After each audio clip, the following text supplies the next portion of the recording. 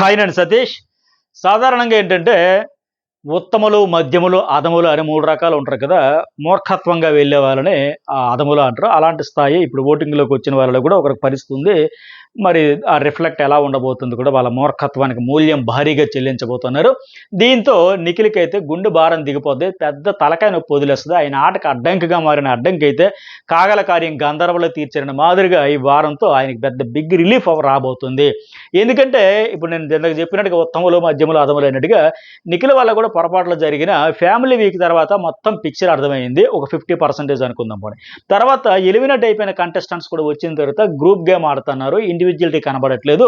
ఇవన్నీ చెప్పిన తర్వాత సరే జరిగిన పొరపాట్లు జరగకుండా మళ్ళీ రిపీట్ కాకుండా ఉందామని కాస్తో కోస్త ఇప్పుడు తెలియనంతసేపు సరే ఒక ఫ్లోలో వెళ్ళిపోయినా ఎవరికైనా సహజం అనుకుందాం. తెలుసుకున్నాక మార్చుకున్నాడు ఒక మధ్యముడిగా ఉందామని ప్రయత్నం అయితే చేస్తా ఉన్నాడు. సో ఆ రిపీట్ కాకుండా చేసుకుంటూ ఉన్నాడు. సో అట్లా ఉంది. బట్ పృథ్వీ లాంటిలో అదములు అనేది చెప్పొచ్చు. ఎందుకంటే పక్క వాళ్ళ ఎక్స్‌పీరియన్స్‌తో కూడా తమకు ఒక లెసన్‌గా మార్చుకోకుండా ఇంకా అదే మూర్ఖత్వం, అదే చాదస్తంతో ఇతనికి గుదిబండగా మారతాడు ఇంకా హౌస్‌లో ఉంటే. అయితే ఔట్ అయిపోయిన నిఖిల్‌కే మేలు. అయితే ఇతనికి మేలు చేద్దామని కాకపోయినా ఖచ్చితంగా అతడు నిన్న అతడితో ఆ టాస్క్ పరంగా గౌతమ్ కృష్ణతో వ్యవహరించిన తీరు ఆ మీదకి వెళ్ళిపోయి ప్రతిసారి చూస్తున్నా ఏమనుకుంటాడో ఏందో అర్థం కాదు. ఏదైనా వీధి పోరాటాల కోసం వచ్చాడా ఏంటి? బిగ్ బాస్ అంటే ఒక పర్సనాలిటీ షో. ఇక్కడ అన్ని రకాలుగా ఎమోషన్స్‌ని బ్యాలెన్స్ చేసుకుంటూ, అన్ని రకాల ఎమోషన్స్ కూడా బ్యాలెన్స్ చేసుకుంటూ ఆడియన్స్ మనసులు గెలుచుకుంటూ రావాలి తప్ప, ఏమి చాదస్తం, ఏమి ఇది మీదకి అది మణికంఠ గావచ్చు, టేస్టీ తేజ గావచ్చు, గౌతమ్ కృష్ణ గావచ్చు, ఆదిత్యవం గావచ్చు, నబీల్ గావచ్చు, ఎవ్వరి మీదకైనా మీదెక్కిపోయి ఏం సాధిద్దామని, ఎలా గెలిచేద్దామని ఆడియన్స్ మనసులు. ఇలా ఆడితే కనెక్ట్ అయితారా? ఆ! ఈ దూకుడు స్వభావంతో. ఆడిందంతా పక్క బిస్కట్ కన్నింగ్ స్ట్రాటజీలతో అసలు తన బలాన్ని నమ్ముకోకుండా ఎంతసేపు వాడిని పంపించేద్దాం, వీడిని పంపించేద్దాం. ఒక సెల్ఫ్ రెస్పెక్ట్ కూడా లేదని కూడా చెప్పొచ్చు. ఎందుకంటే ఆ నిఖిల్‌కి షాడోలాగా, నీడలాగే ఉండిపోయాడు ఈ హౌస్‌లో సీజన్ అంతా, జర్నీ అంతా. అట్లా ఉండిపోయి అరే మిగతా వాళ్ళు చెప్పిరు నువ్వేంటి ఆయనకు పాలేరువా, పెద్ద పాలేరువా, కుడి భుజంవా, అలాగే ఉండిపోతావా? నువ్వు ఇండివిడ్యుయల్‌గా గెలవ్వా? నువ్వు ఆడవా? నువ్వు చీఫ్ అవ్వా? నువ్వు ప్రూవ్ చేసుకోవా? అంటే కనీసం ఒక ఆలోచన కూడా లేకుండా ఆడుకుంటూ వచ్చి, ఈరోజేమో కళ్ళు దాగిన కోతిలాగా, కారం తిన్న కాకిలాగా కయ్ అని అరుస్తా ఉంటే చూసే ఆడియన్స్ అయితే అమాయకులు కారు కదా! మరి దానికి మూల్యం చెల్లించాల్సి ఉంటుంది కదా! ఆ ఎఫెక్ట్ అయితే ఆల్రెడీ కనిపిస్తుంది. నిన్న లైవ్ చూసేవారికి ఎవరికైనా ఎపిసోడ్ అయిపోయిన తర్వాత చూస్తే, ఏ గ్రహాంతర వాసి నుంచి తీసుకొచ్చారా నాయన ఈ వింత జీవిలాగా ఉన్నాడు. చెప్పినా అర్థం కాదేంటి?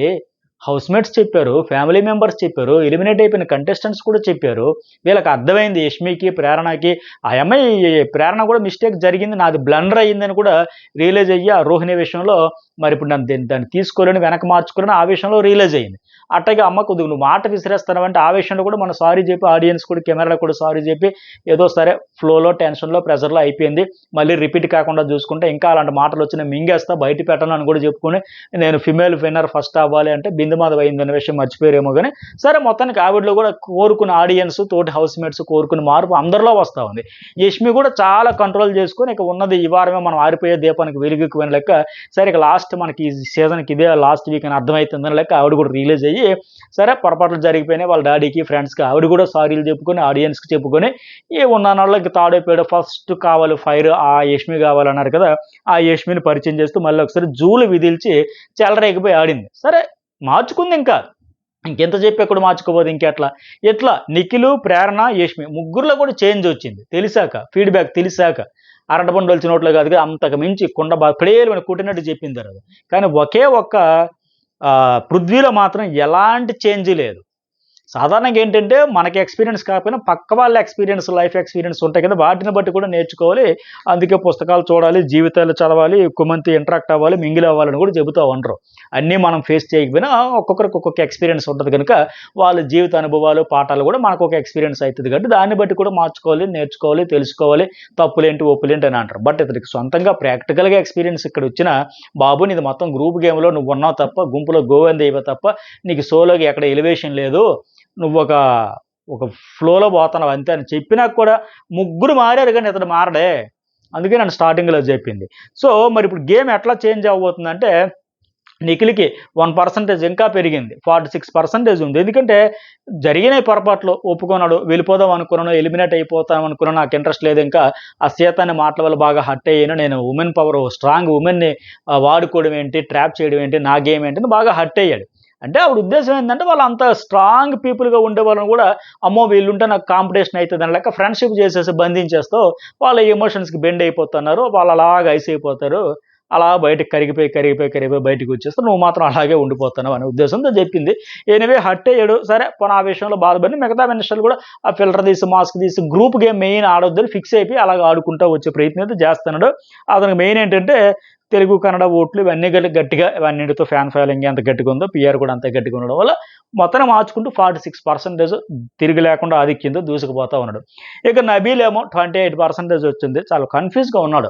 ఆ 9కే వచ్చిన తర్వాత మొత్తం కంగారు ఎత్తిపోయి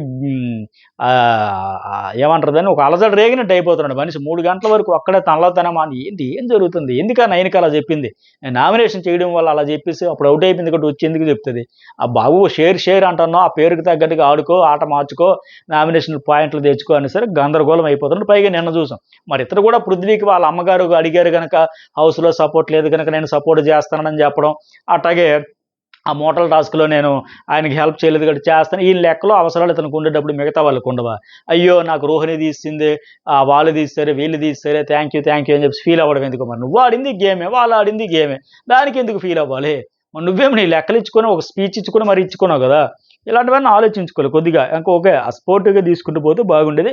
ఎనివే 28% ఉంది, ప్రేరణ ఒక 11% అలా కొనసాగుతుంది. ఇక యష్మి 5th ప్లేస్ నుంచి 7% నుంచి 2% పెంచుకుంటూ 4th ప్లేస్లోకి వచ్చింది, 9% ఓటింగ్ జరుగుతుంది. ఇక్కడ పృథ్వీ లాస్ట్లో 8%తో ఉన్నాడు, 4th ప్లేస్ నుంచి 5th పొజిషన్కి అయితే వెళ్ళిపోయాడు. ఎందుకంటే నేను చూసాం కదా మీదకి వెళ్ళిపోయా యారగెన్సీ, ఓవర్ యాటిట్యూడ్, జెన్యూన్ అంటే ఏడుంది, మొన్న వచ్చిన వాళ్ళకి ఒకప్పుడు అనిపించింది నాకు కూడా జెన్యూన్, నా రివ్యూలో కూడా చెప్పా, కానీ అబద్ధాలు ఆ నబీల్ విషయంలో కూడా మోటార్ల విషయంలో చేసాం. అలాగే యష్మి విష్ణుప్రియ విషయంలో కూడా సూట్ కేసు కోసం అంత అబద్ధాలు ఆడి వాళ్ళ మీద ఫుల్ ఫైర్ అయిపోయి తర్వాత నేనెక్కడ గ్రూప్ గేమ్ ఆడినాను. అట్లాగే టేస్టీ తేజ అప్పుడు నెక్కిల్ విషయంలో కూడా గ్రూపిజం అంటే దాని గురించి కూడా ఫైర్ అయిపోయి మళ్ళీ తర్వాత మాదెక్కడ గ్రూప్ గేమ్ ఆడడం. అట్లాగే విష్ణుప్రియ 5 నామినేషన్ చేసేటప్పుడు మొత్తం ఆవిడ మ్యానిపులేట్ చేసి ఇన్ఫ్లుయెన్స్ చేసి ఆవిడ డెసిషన్ ఆవిడ తీసుకుంటే ఆవిడ మీద హర్ట్ అయిపోయి ఫీల్ అయిపోయి అలిగేసి రచ్చ చేసేసి ఇవన్నీ మరి గ్రూపిజమే కదంటే, అబ్బాయి ఇవి ఎక్కడ నేను చేశాను, నాకు సంబంధం లేదే, నేను చేయలేదే, నా ఆత్మ వచ్చి చేసిందే, నా డూప్ ఇంకోటి జెరాక్స్ ఇక్కడ తిరుగుతుంది, జెరాక్స్ చేసి ఉంటుందే, నేను నెకార్స్ అయిన ఒరిజినల్ అని ఎక్క చెబుతూ ఉంటే చూసేవాళ్ళు ఏంటి ఎక్కడుంది ఆ ఫ్రెండ్ కోసం స్ట్రైట్ ఫార్వర్డ్, ఏడున్నాడు స్ట్రైట్ ఫార్వర్డ్, గ్రూప్ కోసం స్ట్రైట్ ఫార్వర్డ్ ఉన్నాడు, అతని కోసం ఒక షాడోగా ఒక షీల్డ్గా ఒక ప్రొటెక్టర్గా ఉన్నాడు అంతే. ఇంకా అంతకుమించి ఈ నాట ఏమీ లేదు ఎలివేషన్ వచ్చేదానికి. అలా ఆవిడ బొంగరంలో తిరగబట్టి కాస్త కోస్తా మీదకి పోవడం, వాడికి స్కోప్ ఇచ్చేది ఏంటంటే ఏం పీకలో నువ్వు అనడాని, దానికి తన బొచ్చు తనే పీక్కొని నువ్వు నీ బొచ్చు నువ్వు పీక్కోవడం కదా అవతలోని పీక్ అంటే ఇప్పుడు ఆడియన్స్ పీకేలాగా కొన్నారు, ఏం పీకలా అన్న ఇగో నేను పీకానంటే సరే నిన్ను కూడా మేము పీకుతామని మెయిన్ ఆడియన్స్ అట్లాగే మెయిన్ గౌతమ్ కృష్ణ ఫ్యాన్స్ అయితే ఆయన బయటికి పీకే కార్యక్రమాన్ని ఘనంగా నెత్తికెత్తుకున్నారని అర్థమవుతుంది. అందుకే అవసరమైతే యష్మి కొద్దిగా మారింది కాబట్టి మారిన యష్మి బెటర్ ఆ ఫైర్తో ఆడుతుంది, ముందే తను బయటికి లాగిస్తా తప్ప ఏం పీకలేరు మాట్లాడుతూ అంటున్నాడు కాబట్టి సరే ఒకసారి పీకి చూద్దామని లెక్క ఇప్పుడు గౌతమ్ ఫ్యాన్స్ అయితే యష్మికి ఓట్లు షేరింగ్ మొదలుపెట్టినారు. ఆ అమ్మాయి ఇంకా అలా పైకి వెళ్ళిపోతే ఇంకా ఒక 4-5% కానీ పెరిగిందంటే చెప్తే అంటే పృథ్వీ అయితే బై చెప్పేసి బయటకు వచ్చి దానివల్ల ఫైనల్గా గేమ్ అయితే చేంజ్ అవుతుంది. మరి మీకు ఏమనిపించింది, ఎవరు ఉండాలి ఎవరు పోవాలనుకుంటున్నారు కూడా మెసేజ్ పెట్టండి. ఈ లైవ్ అప్డేట్స్ వరుసగా ప్రోమో అంతా డీటెయిల్డ్గా డెప్త్గా నెక్స్ట్ లెవెల్ ఫైర్తో నేను కూడా వీడియో అనలైజ్ చేస్తాను, చాలా ఇంట్రెస్ట్గా ఉంటుంది, అది కూడా మిస్ కాకుండా చూడండి. అట్లాగే ఇవాళ జరగబోయే టాస్క్లు జర్నలిస్ట్ సతీష్లో కూడా అప్లోడ్ చేసా, ఈ 2 ఛానల్స్ సబ్స్క్రైబ్ చేసుకొని ఆల్ టచ్ చేస్తే ఆ బటన్ అనేది టచ్ చేస్తే మీకు వెంటనే నోటిఫికేషన్ వస్తుంది. Thank you.